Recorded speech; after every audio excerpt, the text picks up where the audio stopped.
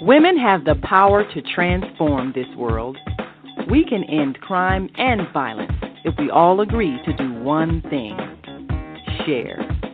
Let's share our wisdom, share our time, share our talents, share our finances, but most of all, let's share our love. This is the Female Solution.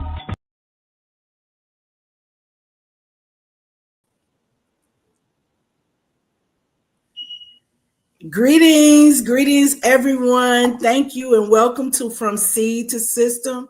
This is where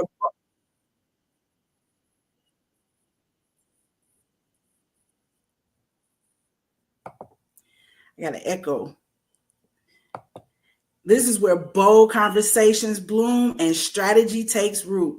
I'm your host, Cicely McLennan, and I am a global strategist, a Afrofuturist mama, a cultural cultivator, and the founder of GenAg LLC. And I am going from healing foods and farmers markets to international trade and wellness retreats.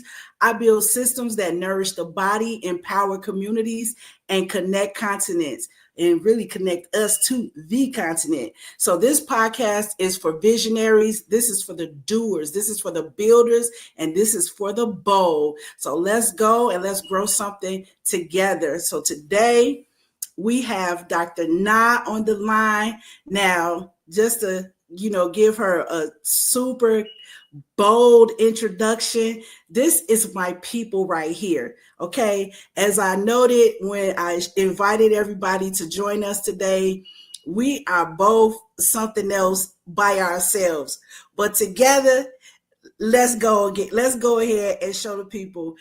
We don't just talk about it. We are doers. Welcome, Dr. Na. Thank you. This show is this show is going to be so lit. So lit. I'm so excited. You don't even know how much, but I'm just happy to be with you. And you said my people. So that's what I want to hear. You're my people too. Every time we get together, something really great happens. I remember the first time, thank God you reached out to me. And I was on your podcast, The Black Queen Show. And so from there, it's just been like a uphill, and we just keep building stronger. Yes, man. Yes. So believe it or not, when I was doing your thing where you described the person, and I said, oh, well, she's a cultural anthropologist. And so somebody was like, what is that? So I want you to, because this is America. Some of our audiences in America, some will be other places too. But here they have a thing where they kind of dumb things down to third grade, sixth grade level, because unfortunately, that's where a lot of people are at, and that's where they can understand. So I want you to give us about your background and explain to us what is a cultural anthropologist. Okay, I love that, because if I can get a penny for every time somebody asks me, what is that? I think I will be a millionaire by now, but it's okay. I'm okay with it, because to be honest, when I heard about it, I was like, huh? What's that? So let me tell you the story, how I fell in love with cultural anthropology. Growing up in Africa, as you know, I'm from Ghana, and yes. I grew up, and when we do history classes in, at school, social studies, I think that's what you guys call it, we will read about the slave trade, and it's like a page, and it's just nothing much than showing our people how they were captured and, like meek people, and they were just taken away. And so as a child, I thought, okay, this is not my lifetime. This is a long time ago. I didn't feel a connection to it, right? So here I come to America, and I'm at school. And when I was let me just tell the story how it is. So when I was in Ghana, there was a European child that came to my school. And all my friends, everybody wanted to be friends with this girl. It was exciting, to see somebody like her, because of the things they have told us about those people and the fact that, shall I say it? Let me just say it to you, Black folks in America. Let me say it to you. We grew up in Africa being told that white people are better than us, like they are our gods, Literally, today we're gonna break it down. I mean, I'm not gonna hold break back, it. okay? Break it. I have been told, when I did research on how Africans, or at least in Ghana, how they perceive white people or white-skinned people, a lady told me, a grown-up woman, about 90 years old, she looked at me and said, my dear, I don't even understand why you are asking me these questions about white people. Do you know that if you are going to church and you see a white person, you should turn around and go home because you have seen your God? And I literally had to leave her. I left her. I'm a researcher. I'm professional. So I had to leave my equipment, everything. And I went to the back and I cried. I cried because I'm growing up in a culture where we respect our elders. Now, as you can see, I'm young, not that young, but I mean, I've seen enough in life. But I'm like, if at the age of 90, this woman is telling me this is what she's telling all the young children around, all the African children around. For 90 years. In my culture, we are, it's part of our culture to respect our elders. So what they tell us is what we do.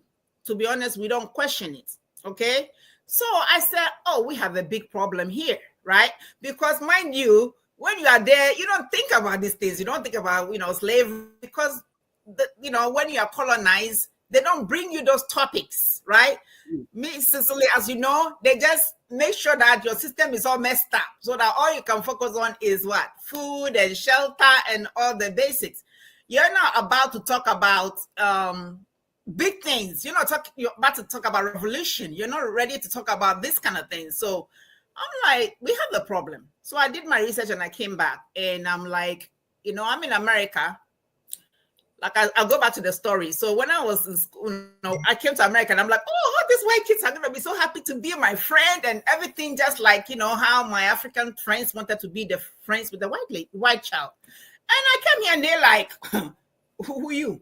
I unfortunately, I did not arrive to the black neighborhoods in America. I was in a white school, okay? I was one and my brother, and I think there's 3 other black kids. So there's 5 black kids in this big school. And I'm telling you, the kind of reception I got, and I started thinking, I said, what is going on here? How is she going to come to my country and everybody wants to be friends with her? And then I come to their country and I'm like strange. You know what I'm saying? And they ask me questions about, how does it feel like to play with the monkeys and climb the trees? And, how does it feel to wear clothes? This is like 1993. I'm telling my age, aren't I? This is like 1993. And I'm like, wait a minute. We learn about you in school. So how come you guys are not learning about us in school? What kind of ignorant questions are these? So at first, I was very upset because I thought they were just being rude. But the more and more I learned their history, I realized no, these people are just speaking facts. They never even met a black person from America, let alone a black person from me. So I'm like National Geography live for them, right? They want to take my hand and tell me that why the palm of my arm is like lighter than the back of my, it's like, hello, 1993. So I was very upset. And I was very upset because I thought this work had already been done.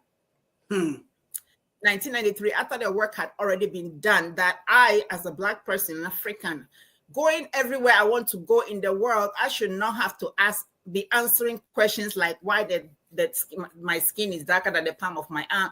Why is it that, or what is it like to play with the monkeys and all those things? Listen, we have cities in Africa.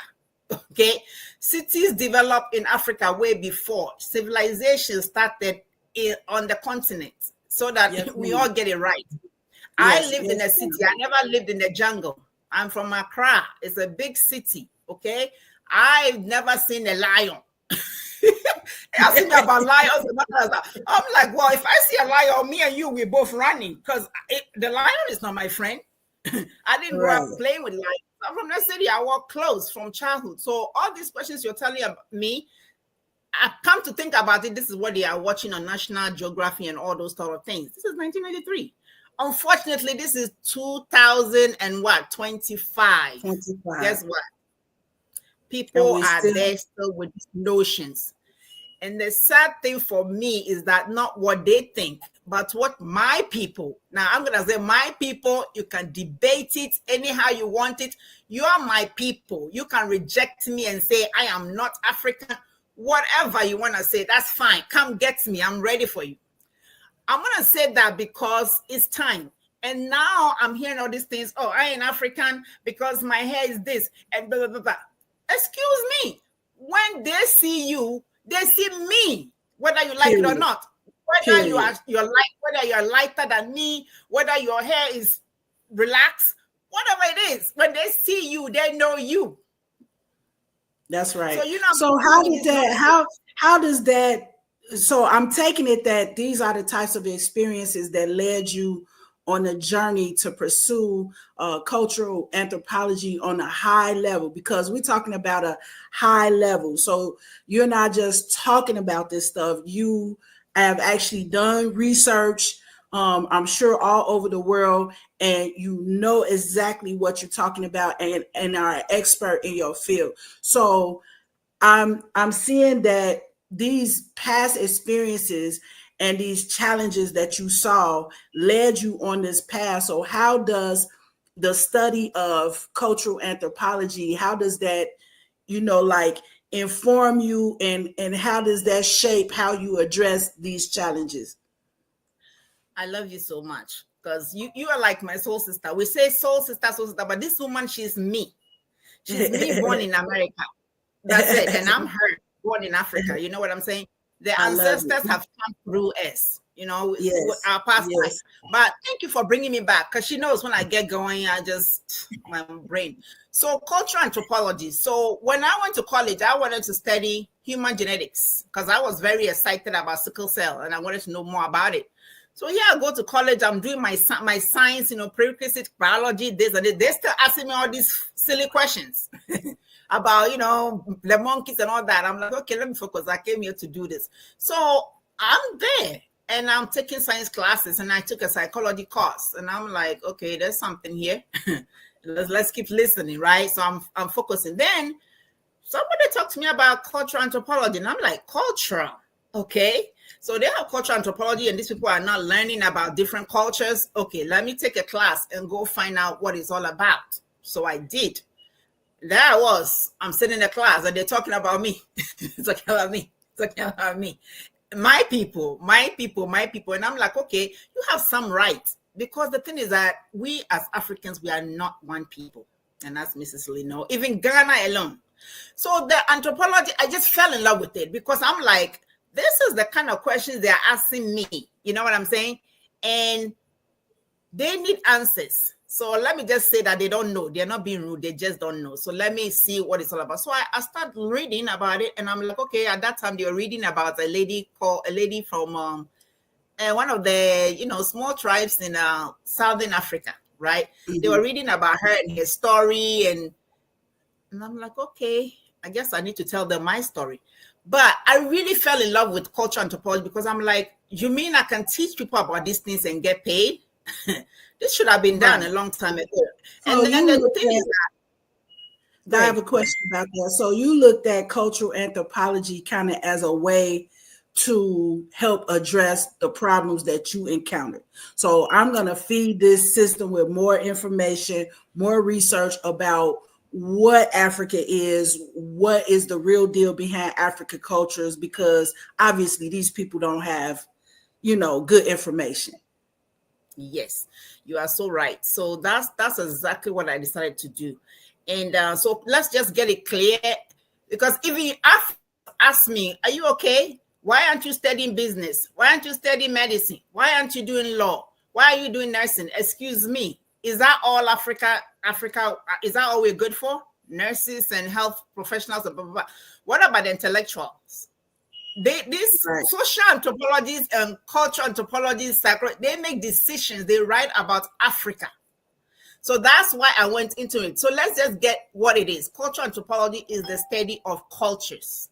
It's a study of people. So basically, I tell everybody, I study everything, because everything that people do, the way you brush your teeth, the way you think something is beautiful, the type of food that you think is edible, the type of leaves, the way you have sex, the type of sex that is approved in your culture, everything that human beings do is cultural anthropology. And yes, there's a part of anthropology. A lot of people think bones. Okay, so anthropology, there's 4 different fields in anthropology. We have the cultural anthropology, we have even biological anthropology, we also have archaeological, and then we have even linguistics. Those are all part of cultural anthropology. Okay. Now, archaeologists, they deal with ancient civilizations. Okay, that's where we get the bones. I think there's an Indiana Jones or something like that movie that was made, and so people heard, okay, archaeology. I don't dig bones. My ancestors, they speak to me whilst I'm living. I don't dig the bones. I don't dig the bones. So I study cultures, okay? And this is the thing. When I got into the field, a lot of times I'm in a group of anthropologists, cultural anthropologists, and I'm the only Black person. I'm like, shouldn't more of my people be represented here, since they are making decisions about what happens to my people? So don't get me wrong. I didn't come from a rich family. I didn't have a silver spoon. I didn't have the golden spoon in my mouth for feeding, whatever you want to say. But I realized that, listen, if Nkrumah did not step up out of his comfort zone and dealt with things, Ghana will still not be independent. Absolutely. So absolutely. I had to put my drive to make a lot of money, to take care of my family and all those things. I had to. It's a sacrifice, but I made that sacrifice, and it has cost me dearly. Yes, ma'am. Monetary I know about the cost, but it's okay, because this now that we have established that part, I want to move us into talking about the business that you are doing and some of the current projects. So I know, because yours is a little like mine, so things are intertwined. We can't really separate, the study and the research from the business, because as you and I both, we don't just talk about things. We are building things and creating impact with the things that we are building. So I want you to talk about, the financial part. And then we're going to move into more about, the current projects that you're working on that I think build on top of the financial, your role as a financial advisor. Yeah. So I had a picture. I'm going to try to pull it up if I can while you're talking. Okay. All right. So I guess you want me to mention the finance a little bit. Okay, so this is the thing. Again, I also need money, because if you know anything about Africans, our families are not just lean, it's not nuclear. It's not just dad, mom, and children. Okay, our families are everybody, auntie, uncle. Even when you marry into a family, they also become your family. So in terms of money, trust me, I need it too. But as a cultural anthropologist, I went to school, I accumulated a lot of loans because nobody was teaching me what I was doing to myself. They gave me the loan, I took it, which happens to a lot of Americans, not only Africans, okay? So this is the thing. So you finish school and you think, okay, I'm going to make big money right away and pay back. That didn't happen. Okay, as you know, here the colonizer that's their seat, and I'm trying to get one of the seats, right? So me getting a position as a cultural anthropologist to teach at the university that I want wasn't coming very fast. Okay, because a lot of times I will apply for a job about teaching about Africa, and somebody who is not an African will get a job. You know it. Somebody told me, sister, you never heard there's that thing as a PhD in Black. And I'm like, well, nobody told me. So I'm Black, a PhD, too much knowledge. You understand what I'm saying? So I'm sure they want me to be teaching what they are teaching. But of course, as I come across, people tell me I'm a little bit of a militant or a revolutionary. Yes, I am. Because sometimes I get very, very upset. Okay? That I have to answer certain questions upon all the work that Malcolm X have done, and Martin Luther King and Kwame Nkrumah, and other people who led the path. Right. So there's more work to be done, right? But what I learned about finance in America is that not knowing about finance can really, really hurt you. And Come on. Honestly, I don't know, but I'm so sick and tired of poverty looking like me. Because I cannot accept that. I heard this guy say something, and this is like a whole thing in psychology. You might know the name of it, and it's something like, you don't know what you don't know, and what you don't know could be the deciding factor in your life or death. And so that's exactly what you are describing right now. Not knowing is really not an option, and it's not an excuse, and it will not save you. So we have to seek the knowledge. We all have to do that. Yeah. Absolutely. And I think one of the things that bothered me most is that whenever they will show picture of poverty, it looks like me. And it looks like you. And it looks brown most of the time. Maybe that's what the media wants to put out there. But I've also gone a little bit into the hoods in America, not too much, because, when you come here, they really, really prevent you from getting close to Black folks who are in the hood.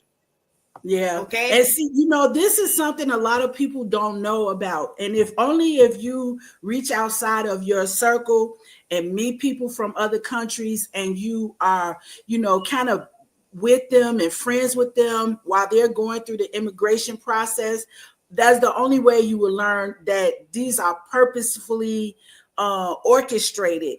And in the background of the purposeful orchestration are psychologists, psychiatrists, anthropologists, sociologists. They're the ones that are backing up these moves to separate us, that are put together and actually put in place by the State Department and other agencies part of the U.S. government. So a lot of people don't know that there's a purposeful effort to keep us away from each other. That I don't know which of us who have volunteered to help them do that. I'm sure they have some volunteers, but I definitely see that as something that comes from the higher levels of the U.S. government and whoever is behind that.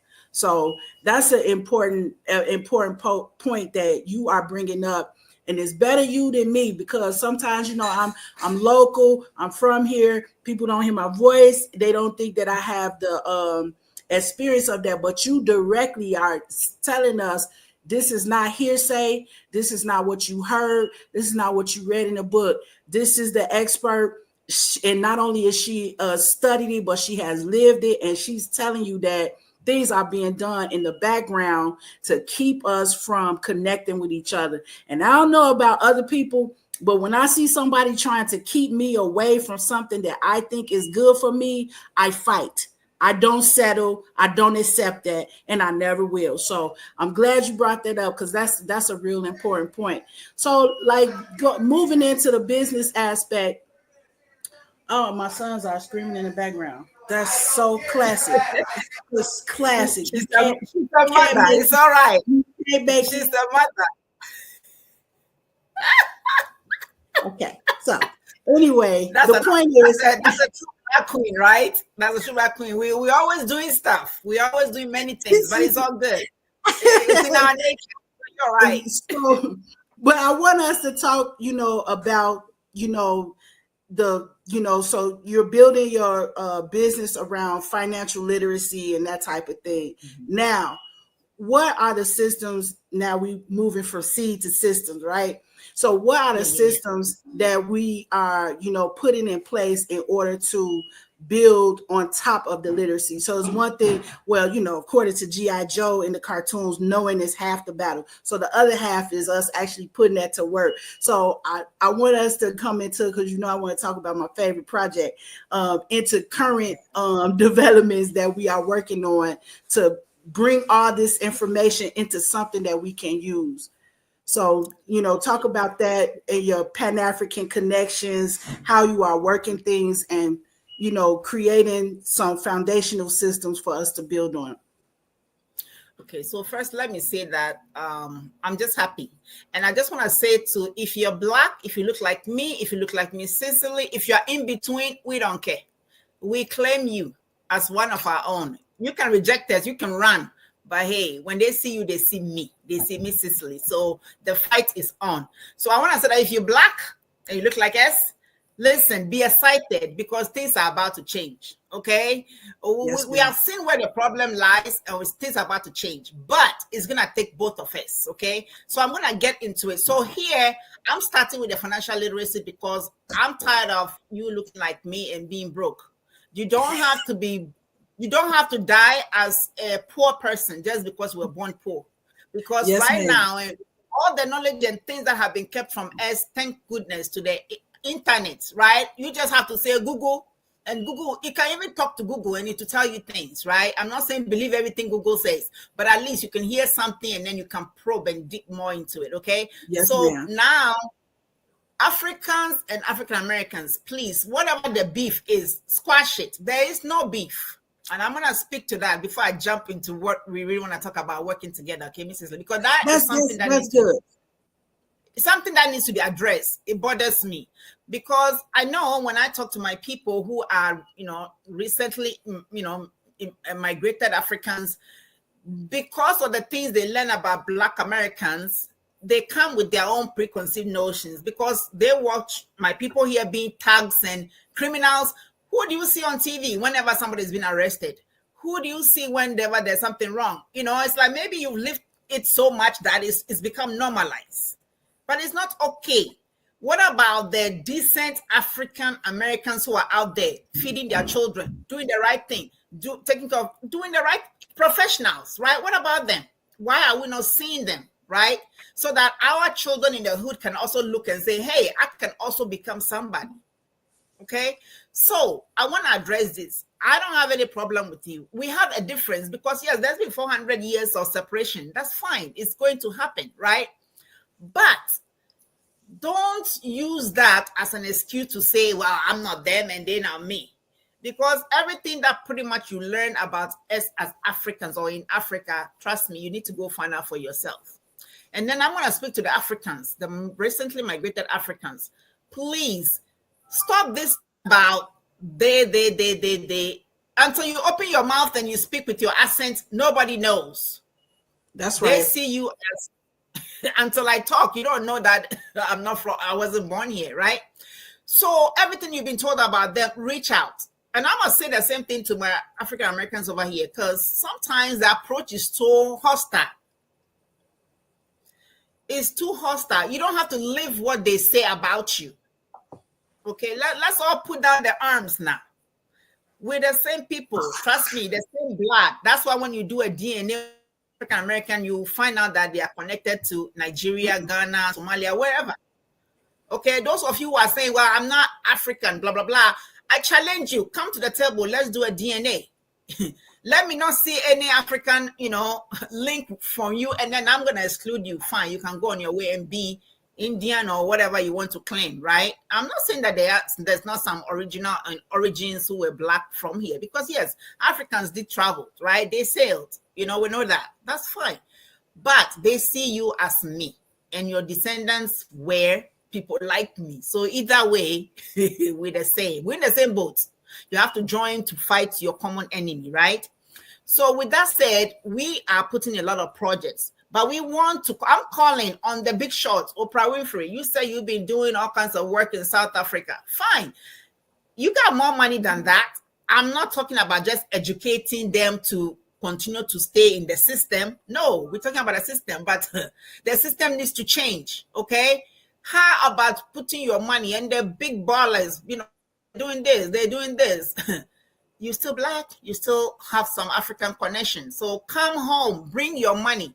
We have everything you need in Africa. We have oil, we have cocoa, we have gold, we have everything that people are using in the West. It's coming from our land. So if anybody is going to make money off of our land, should it not be you, my sisters and brothers over here? And I know that you're not broke. I know you are not all broke. That's for sure. Okay. You are big pockets. I mean, I'm talking about money. Yeah. Money. Put your money in the right places. I know someone say, oh, sometimes people came to lie to us and blah, blah, blah. No, there's been mistakes done on both sides. I'm telling you, I know. But look for me, Cicely, look for me. You see my face. This is America. If I dupe you, you can arrest me. Now we're gonna take some moment of pause, and then we're gonna come back and start right back with this topic of how this looks right now in 2025 and some of the projects that me and you are working on together. So I want to give us some time to really deal with that. So I think let's take a break, and then we come back with the coming back. Don't go anywhere. Yes, this is the good stuff right here. We're getting into it. Thank you. Hi, I'm Naima Latif, and if you're watching this, that means you're one of the 4.6 billion people from around the world who are using an electronic device to talk to people. In these times, people are using the internet to talk to everybody.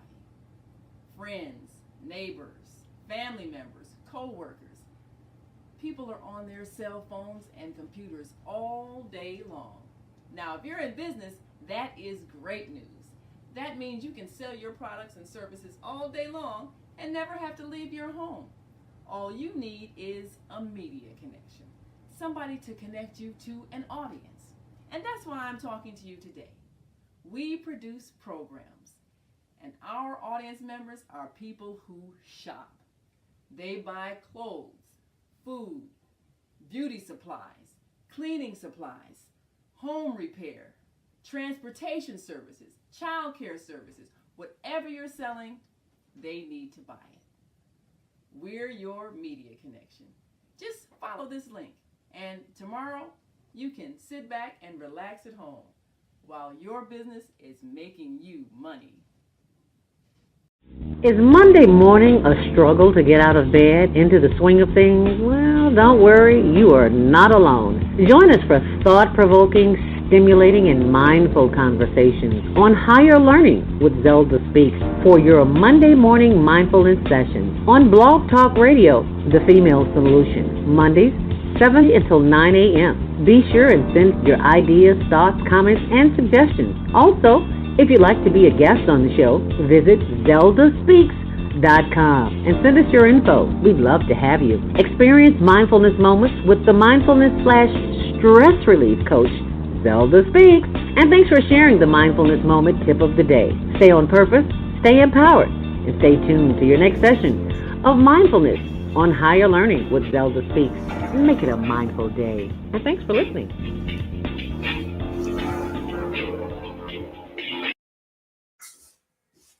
Okay, we are back and we are ready to roll. Dr. Na. Now look, this is getting to my favorite parts, but I want us to talk about two pieces. The economic things that we are working on. Also, I definitely want to get into the relationship part before we get up off of here. And I know everybody's interested in, matchmaking and, love in Africa. That was my thing, love in Africa.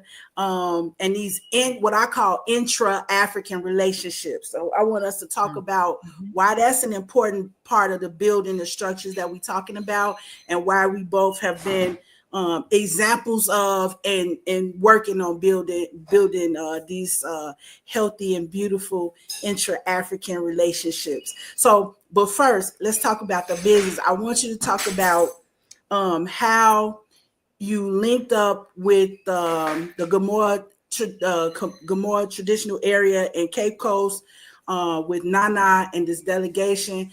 I would like for us to do like a whole show about that sometime in the near future. But I just want to give the people just a little bit of, how you got into that, why it's important, and what we are doing. Okay, so we're talking about what is coming up. Like we're giving you a little tease. I said, get excited if you black. That's right. That's right. Get excited, really. So, we have to have actions because I've been doing the talking part. But truthfully, when people are hungry, they don't hear you. When people are worrying about their shelter and their food, they don't hear you. Okay, it just your mouth is like this because their stomach is making noises. You cannot learn when you're hungry. Yes. So the truth of the matter is that my people back home, and somebody will say, "Why you have to say we need help?" Who am I gonna call on? Hey, I'm gonna call on you guys over here. Okay, I'm gonna call on you. And like I said, you can run away all you want, but remember, to whom much is given, much is expected. Okay. And I'm gonna pray tonight that the ancestors go and poke you in your sleep. Like wake up and go do something. Go and work with your people and do something. So to do that, we know that we have to come up with some economic structures, right? We have to change things sometimes. So you have to be extreme. So to do that, who to go down to the leaders? So I've had a friend for many, many years. His name is Nana Osunubo, and he's one of the chiefs in the area, Gomoa area, as Mrs. Lee talked about. This is a place in Ghana. But, you know, it used to be that they brought the tobacco, whatever. They came with the gun stuff to, you know, trick our people to give them what they wanted. And then, of course. So now these chiefs, they are not that type of a chief. You cannot fool them. You cannot dangle whatever for them to sell their people to you. They will not do that. So Nana is the leader of this particular group that I'm talking about. They're a group of chiefs. They have their own businesses. Some of them have lived in the West, so they know what they're dealing with. And they are back home because they want to develop their people. They want to create jobs. They want to do stuff. But they don't want to work with just anybody. They want to work with African Americans because you guys are our sisters and brothers. And we know that you know more about who we are dealing with. So we know that if we come to you, you will work with us. So that's why this opportunity is not open to anybody else, but our people over here, meaning you guys, my siblings. I call you my African American siblings, my diasporan siblings, right? So we are about to do some big things, but basically our goal is to take back Africa and take back our power, okay? We, people looking like us, we need to control our oils, we need to control our cocoa, our gold, our everything, tomatoes, cassava, whatever we got, right? It's ours. So we are going to be starting businesses, okay? And that is going to be funded by African Americans, those who see the vision that we have. The opportunity will be open. You'll be hearing a lot about it. Like she said, we're going to bring the chiefs. They're going to be on the screen. You're going to see them and talk to them and understand that these people are educated, okay? They are not, they have read about what happened and they're not about to repeat the same mistakes again. And I'm going to say this, and I keep saying that, and people are like, whoa, whatever. If you sit there and allow China to colonize Africa, shame on you. Because 20 or 30 years will come, and your children will be like, what was my mama doing when all this was happening, right? Well, I'm sure people said that the same way when slavery was happening. It's like, oh, well, you know, it's not near, whatever. Don't do it. Don't do it. Because we will all pay for it. Because this time it will be detrimental, okay? Right now, I'm deviating, but let me just say that right now in Ghana, because of all these illegal activities that this, you know, Chinese people are there digging the grounds and all these things, people cannot have decent water to drink. We are Africa, Mother Earth. Water should not be an issue, but people they cannot get springs from the ground and drink anymore because everything is poisoned by all this illegal digging. Okay, you're gonna say, who allowed them digging? Well, that's why you need to get closer to us so you can help us fix the problem, because we're not perfect. We have greedy folks. We have leaders who are not doing the right things. We know that. But how else are we going to change it if you don't come and help us?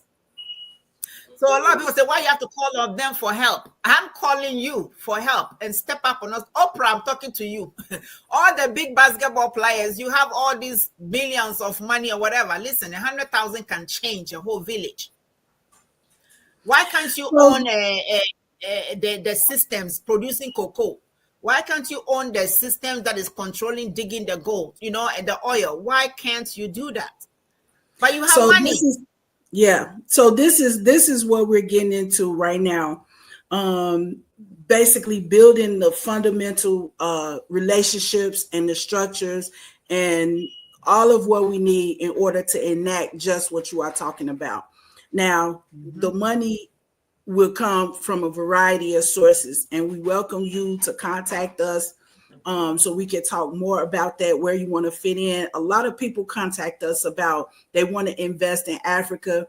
Well, all we're doing is creating the network and the organizational structure for you to actually be able to do that. So this is something that we've been working very closely with the business community in the U.S. as well as Ghana, and we welcome all other Africans. We've had interest shown from Nigeria, possibly Zimbabwe, a few other countries. We love to hear from the UK on this. Basically all Africans everywhere. This is the time for us to look lively.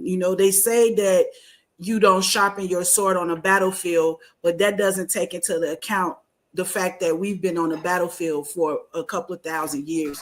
So it is what it is. We have to use what we have, and working with people like Dr. Nana Osunabor and myself, you basically going in the correct direction, So make sure if you're thinking about investing in a business or a project in Ghana, make sure you're a part of our network. Make sure you're a part of our web. We're not going to take your money. We're going to help you make more because we know what we can do, and that is what we can do. And I know there are other people doing not quite similar projects, but there are other things going on. And so we can give you feedback. We know a lot of people across the continent through our networks, and, definitely keep us in mind in terms of reaching out, mapping out the possibilities of what your money, even if you don't have a big money, we're setting it up to where people with $5,000 or less can also bring their resources together and still be involved in the project. So we want to have a whole show just dedicated to this topic alone, hopefully sometime in May. But for right now, I just want to give you guys a taste for that. And Dr. Now, we have people coming online. My background is my producer aspect. I'm still working on it, okay? But I do see some comments here from Sister Marine, from a brother, it looks like a brother from Serious About Credit, the Higher Learning Network TV show. They're giving us some energy online. Greetings and, welcome. And you see what we're working on here. We never joke, we look beautiful and we make it look easy, but we're not playing at all. Okay. So don't be mistaken with that one. So before we get out of here, I really want to get to our favorite topic, because this is how I met you when you were doing your podcast focusing on people who have relationships that are with one person that was born in America and one person that was born on the continent. And myself, I've been involved in that type of relationship for a long time. So we had a long conversation, went into my background, and that's how we really connected. So I want you to talk about your matchmaking, thing, and just kind of how all of that fits in with building a stronger Africa in general. Oh, and let me just say, I too do matchmaking, but not on the level like what you have a whole thing set up. So I want you to talk about, the Black Queen show, and how you guys are moving into, services and making real life connections amongst people who want to be connected. All right. And of course, me, myself, I love to talk about love. I mean, love is a beautiful thing. It is a beautiful thing. Yes, ma'am. And it's like, I know it's a beautiful thing. It's better to go through life with somebody. Our African people, this is one of the reasons why we got into trouble. African folks, we love people. That's why when they came, you know what I'm saying? They extended the Bible, and we took the Bible, and then they're holding the gold, and we're still holding the Bible, right? But let's not go there. But what I want to say is that to be able to really do,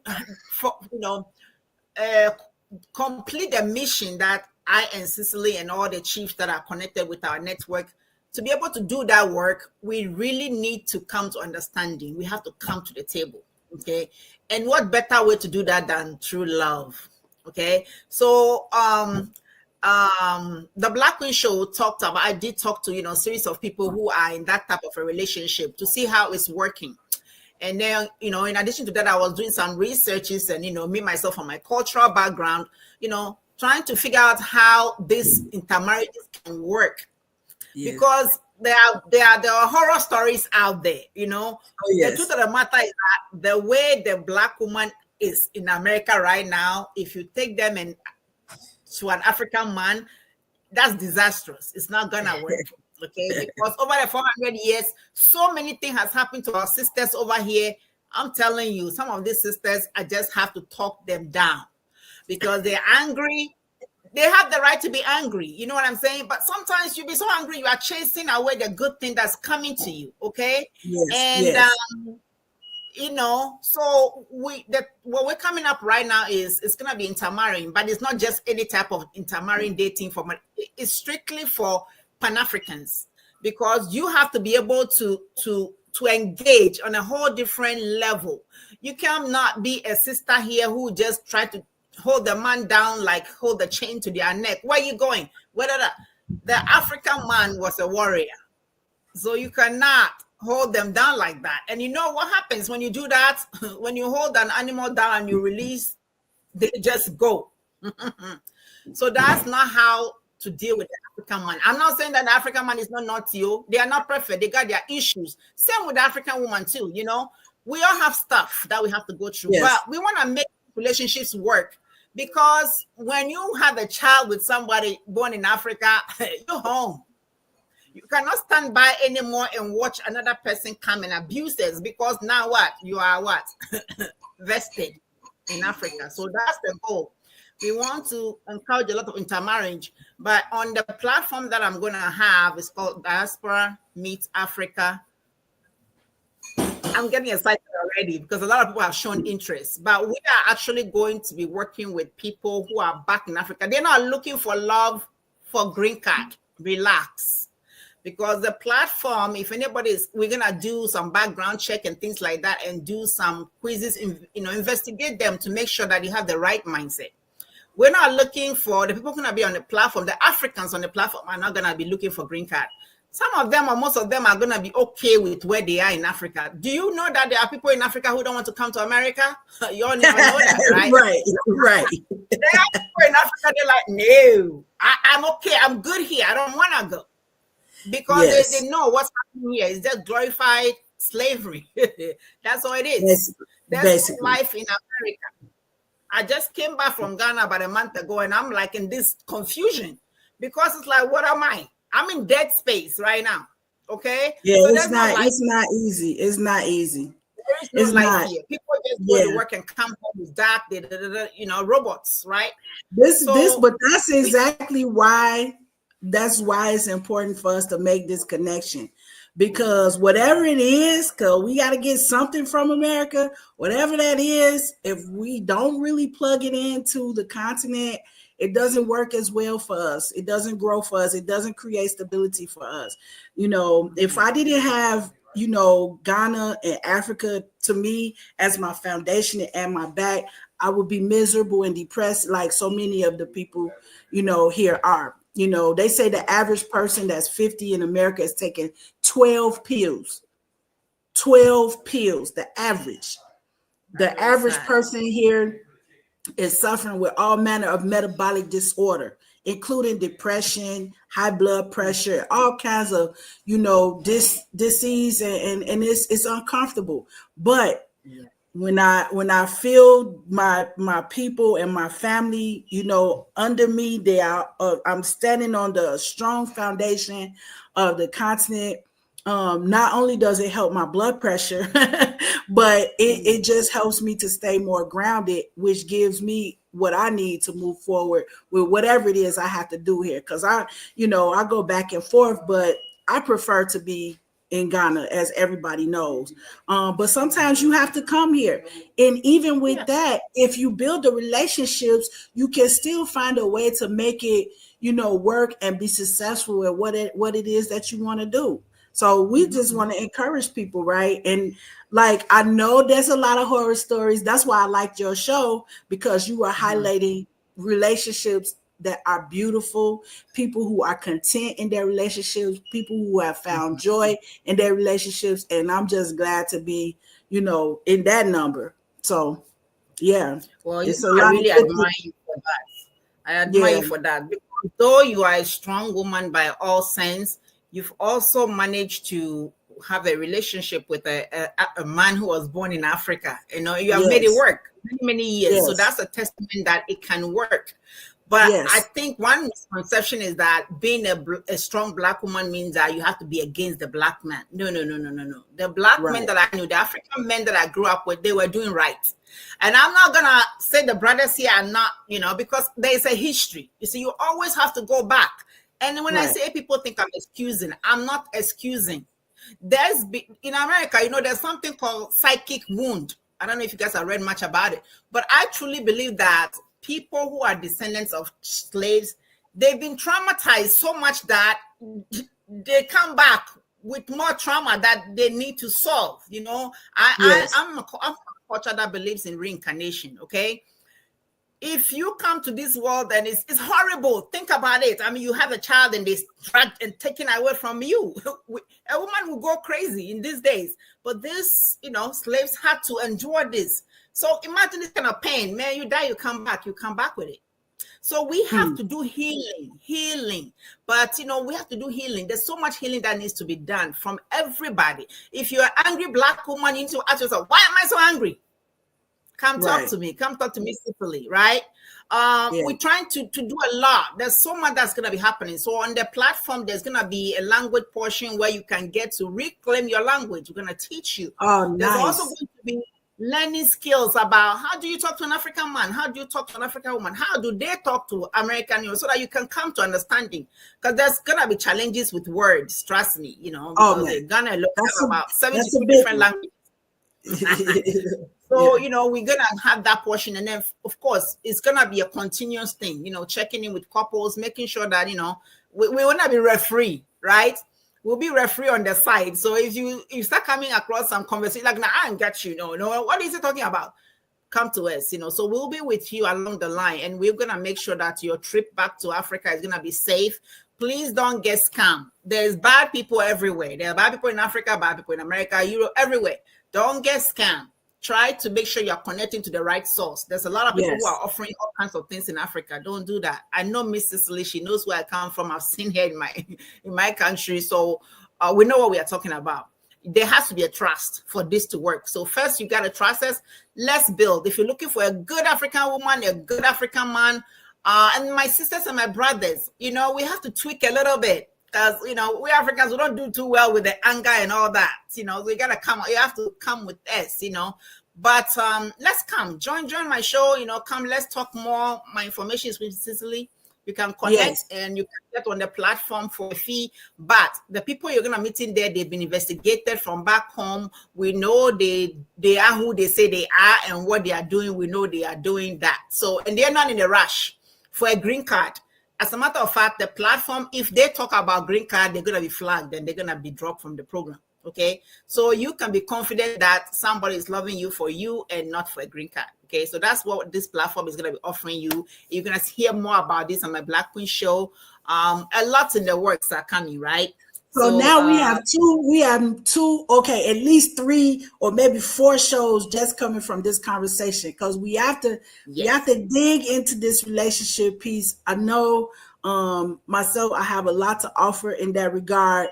And, one of my younger cousins asked me, she said, you've been on the continent, give us some of what you learned about conflict resolution. And so that's something that I really do want to share. I think people can gain a lot from it. And I definitely want to dig into, this platform you are creating, and let's talk about that. So we're going to have a economic show and a love show. That's on my platform. And then hopefully we'll be doing the same thing on yours. And let's just keep, African love and African power in the center of our conversations. I just appreciate you so much for being available. I love you. It's not even appreciating. I love you. I love you. I love you. For real. I mean, it's amazing. People don't understand. We were connected to the internet, but it's like I'm telling you guys, you got to believe in something. I know we live in a scientific world and but trust me, the ancestors, they are in our blood and they are still working. So me and Miss Cicely, we were some warriors. We were some warriors back in the days, and we fought and they knocked us out, but we back. Yes, ma'am. That's right. That's right. Back. Yeah. I love it. People really, I mean, wherever you are, when African people, if you smile at them, they'll smile back. It's just that there's been so much fear put in them. Listen, I'll tell you something that will surprise a lot of African Americans. When when the refugees come to America, right? Some of them were told, don't get close to these people. That means you don't get close to them because they're violent and they're blah, blah, blah. So they were told. So in the back of their mind, they're like, I need to stay away from those hoods and that kind of stuff, right? So now I'm going to ask you guys to do something. Reach out. When you see somebody who's speaking with a different accent and you know this person is not born in America, please smile at them. It's your sister. It's your brother. It's your blood. Right? That's right. I'm not saying African people, I'm not saying you should go to the hood right now and start playing over there, because we need to do some work before you get there, because, you cannot handle it, right? Because that's what sometimes people are saying, okay, are we them or are they really us? Because of the distance, right? But slowly, we're going to come together. We're going to do businesses that are going to be able to give us the money we need so that we can put people into programs that will heal their soul, right? Rejuvenate them, because we are good people. We are good people. Yes. Nobody is just born to be a criminal. The world teaches you how to be, and sometimes you harden as a result of that, right? So, so much is coming. Like I said, get excited because today is a good day. This is together with Black Queen, we're doing things, and that's saving your money. That's saving your money. But before I go, I want to say something real quick. Now, the financial aspect that I do over here is very important to me, because though I was in school for 12 years to become a cultural anthropologist, my own lack of financial knowledge hurts me a lot. And I have to say that there's some good things about this country. You can be your own wealth maker. With all these bling, bling, blings, please, I beg you. I know it looks nice. And I can tell you the psychology of why Black folks like to spend their money on bling bling when they get paid. It's part of our psychology, but you have to come back to hear more about that, because, I'm not going to give away all my secrets. But it's time that we kind of slow it down on those. The gold is in Africa. The diamonds are over there. Put your money together. Let's build and let's dig out the diamond ourselves. Then you can even afford it even. We can bling all we want after that. But for now, please, start saving your money, okay? And reach out. Yeah. So the financial aspect of my position when I coach people, right? From poverty to wealth. So you have to reach out. I mean, you don't have to be a millionaire to have a financial coach. Everybody needs a financial coach, right? So just come. I don't charge for my services. I educate you and I help you to get the best you can get. But my goal is to leave you in the situation that even if you die, if you get sick, if you live to 100 years old, my goal is to make sure that you're going to be secure financially, right? There's nothing that says 67 or 62 is the age of retirement. There is not written in anybody's blood. Trust me. You can retire at 30 if you know what you are doing starting from age 18 or even when you are 5 years old, right? It's all about, little drops of water makes a mighty ocean. So please come and learn. I want you to make the money here, grow it, save it, secure it, so that you can help your people back home and make sure that we are going back to the times when Egypt was it. And when our people, Mansa Musa, when they were the it of the world. That's what we're going to right now. Okay. So be part of the movement. This is a movement. Yes. It's just not a show. It's a very movement. Exciting. Diaspora meets Africa. That's what it's all about. Very exciting, guys. Stay tuned to the Female Solution. Stay tuned to From Seed to Systems. Thank you, Dr. Na. We appreciate you so much. And until next time. I'm coming back. You'll be seeing me, everybody. So I love to hear more. If nobody reaches out to me, I'm gonna come find you people. Thank you. Thank you so much. Bye-bye. Truly, I love you. I love you. Love you are you, awesome. love you, Thank love you you. so much. All right. Thank you. Bye. Bye, Bye-bye. everybody. Okay. And that is a wrap.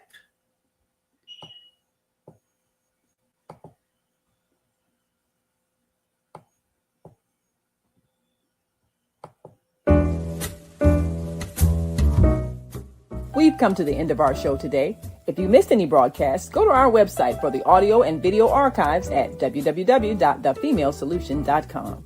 On behalf of our team of radio hosts, I'd like to thank all of you who participated in today's discussions. And to our global family joining us from all around the world, we say thank you. To our family in China, xie xie. India, Dhanyavad. Japan, arigato. Korea, kamsamnida. Russia, spasiba. Germany, danke. Poland, dziękuję. France, merci. Spain, gracias. Italy, grazie. Egypt, shukran. Ghana, madasi. Nigeria, eshe. South Africa, Ngiabonga. Senegal, Jaref. Kenya, Asante. Israel, Toda. Pakistan, Shukriya. Afghanistan, Tashakur. Saudi Arabia and Palestine, Shukran. Assalamu alaikum wa rahmatullahi wa barakatuhu. Thank you, and may peace be upon you and the mercy of God and God's blessings.